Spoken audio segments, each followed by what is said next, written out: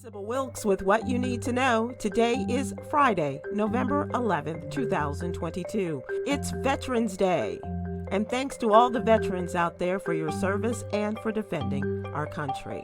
Number 1, as ballots are still being counted in U.S. House and Senate elections, collective breaths are being held as many recognize the balance of power in those chambers will affect the future success or failure of the remaining 2 years of the Biden administration. Perhaps emboldened by surprising Democratic victories and hopes for a Senate victory in the December 6th runoff for Reverend Raphael Warnock against Republican Herschel Walker, many are looking to the future of President Joe Biden. The question no longer seems to be, will he run for a second term or won't he? Rather, when will the commander-in-chief make the announcement? During a post-election day press conference, when asked about a lackluster rating in regards to whether he should make another run for the White House, Mr. Biden, with a steely glaze, responded, "Watch me."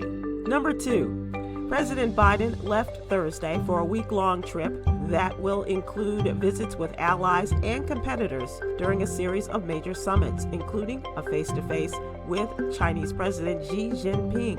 It's a trip that will focus on Mr. Biden's major foreign policy priorities, climate change, countering China's global influence, and trying to curb the damage caused by Russia's war on Ukraine. The outcome should allow Mr. Biden to focus more on his energy abroad, on his own objectives, and less on answering questions about whether he has the support of the American people.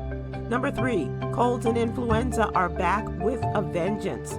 Restrictions to curb the spread of COVID-19 markedly has blunted the spread of other respiratory illnesses, influenza and RSV, a seasonal virus that usually causes mild cold-like symptoms but can be dangerous for young children and older adults, all but disappeared in 2020 and early 2021. Now, in the Northern Hemisphere, RSV is surging, and the hospitalization rate for flu in the United States is higher this time of year than it has been since 2010.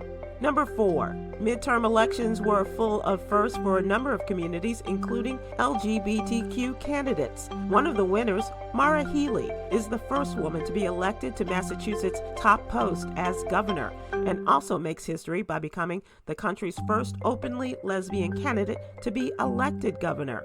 In her election night speech, she said, "I want to say something to every little girl and every young LGBTQ person out there."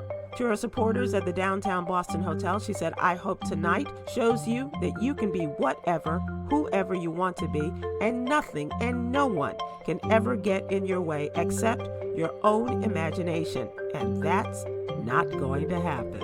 Number 5, for decades, the residents in Webb, Mississippi have gone without a grocery store in their community. The only thing close to a grocery store was a Dollar General, which was destroyed by a fire in September.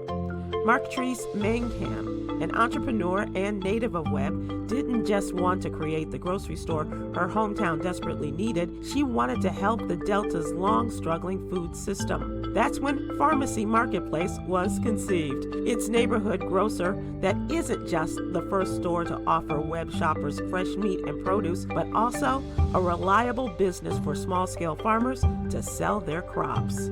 Here's your daily inspiration from Yogi's Jewels.